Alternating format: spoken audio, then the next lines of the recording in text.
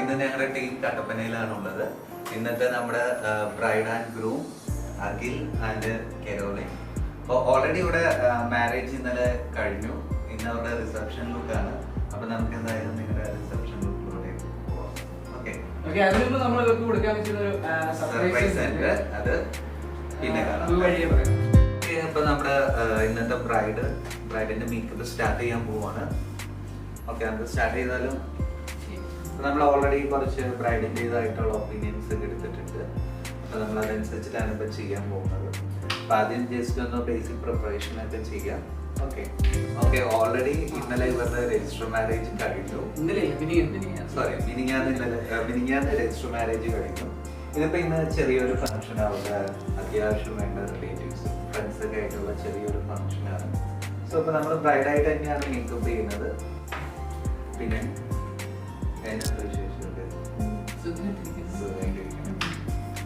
Special ബ്രൈഡാണ്, അതായത് escape brides. ഇനി മുതൽ നമ്മുടെ എല്ലാ ബ്രൈഡ്സിനെയും എസ്കേപ്പ് ബ്രൈഡ്സ് എന്നാണ് അറിയപ്പെടാൻ പോകുന്നത്. സോ നമ്മുടെ ഫസ്റ്റ് ലക്കി പേഴ്സൺ ആണ്, നമ്മുടെ ആദ്യത്തെ ബ്രാൻഡ് മെമ്പറാണ്.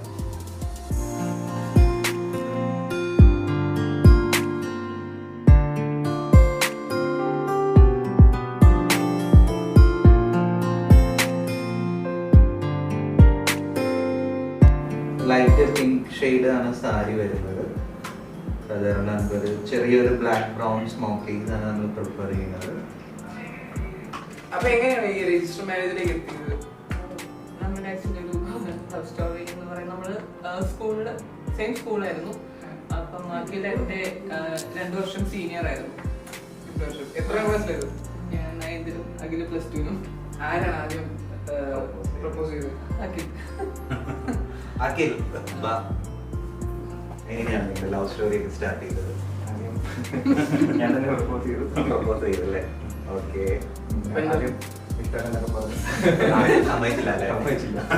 കണ്ടിട്ടോടിയില്ല. നമ്മള് അപ്പുറം വർഷം ഒരു സ്കൂളിലായിരുന്നെങ്കിലും ഞാൻ കണ്ടിട്ടുണ്ടായിരുന്നില്ല. പിന്നെ അത് കഴിഞ്ഞിട്ട് ഒരു 3-4 ദിവസം കഴിഞ്ഞപ്പോ പിന്നെ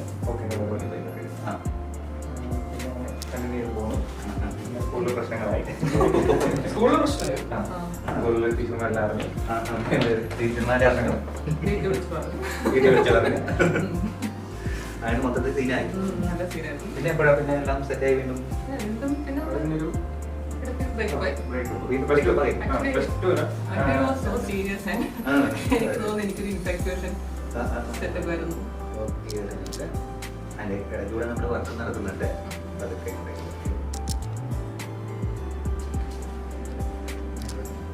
ഈ വീട്ടിലാദ്യം വിളിച്ചു പറഞ്ഞപ്പോൾ എന്തായിരുന്നു അവിടുത്തെ റെസ്പോൺസിബിലിറ്റി? എൻ്റെ വീട്ടിലൊരു ഇഷ്യൂ ഇല്ലായിരുന്നു. അവര് തോന്നുന്നു വീട്ടിലറിഞ്ഞിട്ടില്ല, വീട്ടിൽ പറഞ്ഞിട്ടില്ല. പക്ഷെ ഇവരുടെ വീട്ടില് അറിഞ്ഞാൽ പോകും. അങ്ങനെ വലിയ ഇഷ്യൂ ആണ്. ഇവിടെ വീട്ടിലായിരുന്നപ്പോ എന്താ പറഞ്ഞത്?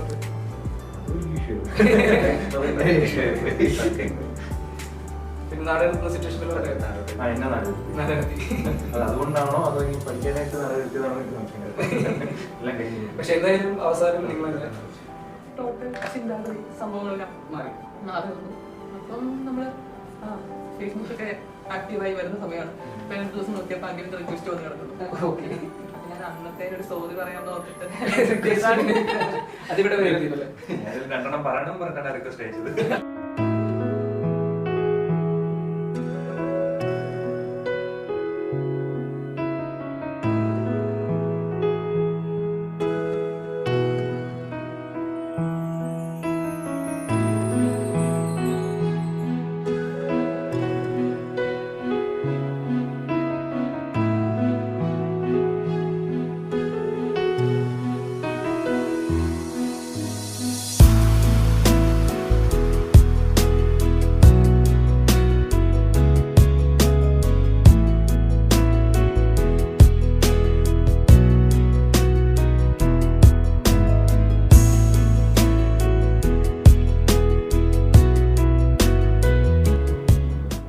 മേക്കപ്പ് സ്റ്റാർട്ട് ചെയ്തപ്പോൾ നമ്മൾ ഒരു സർപ്രൈസിന്റെ കാര്യം പറഞ്ഞിരുന്നു.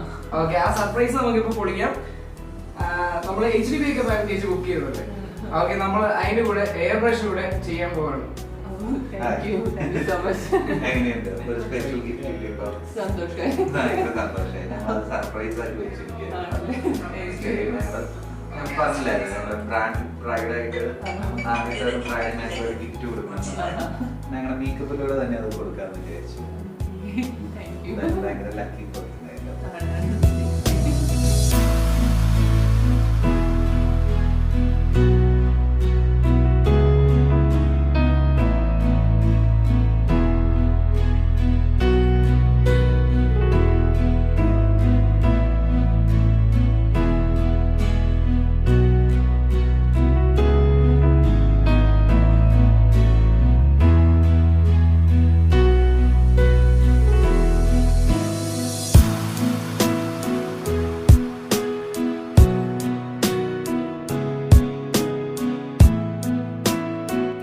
നമ്മളുടെ മേക്കപ്പിനെ പറ്റി എങ്ങനെയാണ് അറിഞ്ഞത്?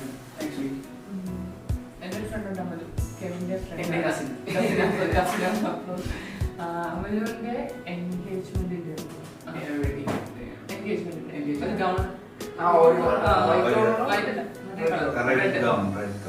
അതിന്റെ ഫോട്ടോസ് നമുക്ക് അയച്ചു തന്നിട്ടുണ്ടായിരുന്നു. അപ്പൊ അന്ന് ഇങ്ങനെ ചോദിച്ചപ്പോഴാണ് കെവിന്റെ ഫ്രണ്ട് ഷാഫിക്കാണ് ചെയ്തതെന്ന് പറഞ്ഞത്. അപ്പൊ അന്നിങ്ങനെ ഞാൻ വെറുതെ തമാശക്ക് പറഞ്ഞിരുന്നു. എനിക്ക് 2-3 വർഷമായി. അപ്പൊ ഞാൻ പറഞ്ഞിട്ടുണ്ടായിരുന്നു ഇനിയിപ്പോ കല്യാണം വരുമ്പോൾ ഞാൻ പറയും കെവിന്റെ നമ്പർ തരണമെന്ന്. അന്ന് വെറുതെ പറഞ്ഞാണ്. ലാസ്റ്റ് കോണ്ടാക്ട് ചെയ്ത് വന്നപ്പോ കൃത്യം കെവിനെയാണ് കിട്ടിയത്. എന്റെ മമ്മി ഇവിടെ വന്നിട്ടുണ്ട്. നമുക്ക് മമ്മിയെ ഒന്ന് പരിചയപ്പെടാം.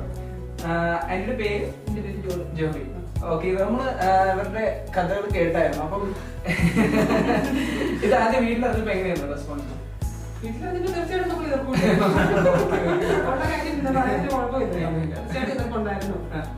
ഇപ്പൊ ഇവര് ഇപ്പം എങ്ങനെയുണ്ട്? ഹാപ്പി. Okay okay. എനിക്ക് ഒറ്റ മോളാണോ? രണ്ടുപേര്.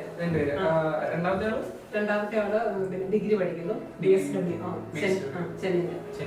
ഓക്കെ, വേറെ വീട്ടിലായിരിക്കും? വീട്ടിൽ ഞങ്ങൾക്ക് പാപ്പനുണ്ട്, അച്ഛൻ്റെ അനിയൻ ഒരാൾ കൂടിയാണ്. ഓക്കെ, ഞങ്ങൾ 3 പേര് ഒന്നിച്ചാണ് ഇപ്പം സ്ഥലം കാഞ്ചാറ്. കട്ടപ്പന കാഞ്ചാറ് സ്ഥലത്ത്.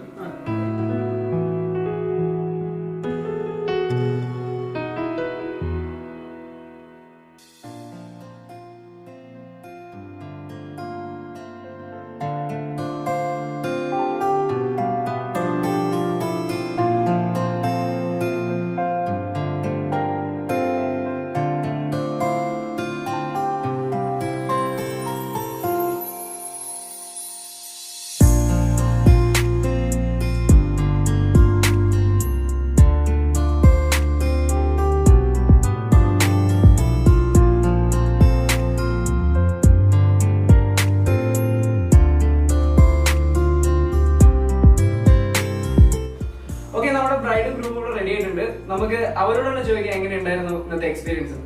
എങ്ങനെയുണ്ടായിരുന്നു മേക്കപ്പ്? നല്ല എക്സ്പീരിയൻസ് ആയിരുന്നു. ഭയങ്കര കംഫർട്ടബിൾ ആയിരുന്നു. ഭയങ്കര കംഫർട്ടബിൾ ആക്കി ആണ് ഷാഫിക്ക ചെയ്തത്. അതുപോലെ ആന്റി കെവിനൊക്കെ നമുക്ക് ഭയങ്കര ഒരു സപ്പോർട്ട് തന്നു. വളരെ നല്ല രീതിയിലായിരുന്നു. എനിക്ക് ഭയങ്കരമായിട്ട് ഇഷ്ടപ്പെട്ടു. നമ്മൾ പ്രതീക്ഷിച്ചതിനേക്കാളും ഭയങ്കര നല്ല ഔട്ട്ലുക്ക് ആണ് വന്നേക്കുന്നത്. ബ്രൈഡിന്റെ നമ്മുടെ ഫസ്റ്റ് ബ്രൈഡാണ്. എല്ലാരും ഹാപ്പി. എന്തായാലും നന്നായി. Wish you all the best.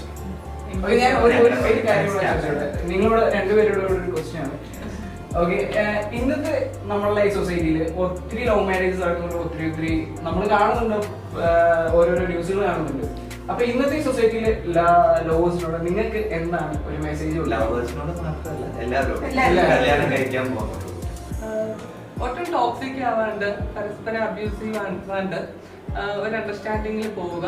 ഇപ്പൊ നമ്മൾ സപ്പോസ് ഇപ്പൊ ഒരു റിലേഷൻഷിപ്പ് സ്റ്റോപ്പ് ചെയ്യേണ്ട ഒരു അവസ്ഥ വരുവാണെങ്കിലും അതിനെ ഹെൽത്തി ആയിട്ട് കണ്ട് ഇപ്പൊ വേണ്ടാന്ന് വെക്കുക. അല്ലാണ്ട് നമ്മളിപ്പോ കാണുന്ന പോലെ ആശ്രയിക്കാനോ കൊല്ലാനോ ഒന്നും പോവാണ്ട് നമ്മള് ഒരു റിലേഷൻഷിപ്പ് സ്റ്റാർട്ട് ചെയ്യുമ്പോൾ ഒരു പ്യൂരിറ്റി ഉണ്ടല്ലോ, അത് ഇപ്പം സപ്പോസ് എൻഡ് ചെയ്യേണ്ട അവസ്ഥ വരുവാണെങ്കിലും അതിൽ നമ്മൾ ഒരു മാന്യതയും ഒരു ഹെൽത്തി ഒരു രീതിയിൽ അത് കാണിക്കേണ്ടതാണെന്ന് തോന്നുന്നു. അതുപോലെ തന്നെ എപ്പോഴും ഒരു ഹെൽത്തി റിലേഷൻഷിപ്പ് മെയിൻറ്റെയിൻ ചെയ്യുക. ഒരു ഈക്വൽ പാർട്ട്നേഴ്സ് ആയിട്ട്, മോർ ദാൻ ഒരു ഹസ്ബൻഡ് ആൻഡ് വൈഫിനേക്കാളും ഒരു നല്ല കമ്പാനിയൻസ് ആയിട്ട്, നല്ല പാർട്ട്നേഴ്സ് ആയിട്ട് പോവുക.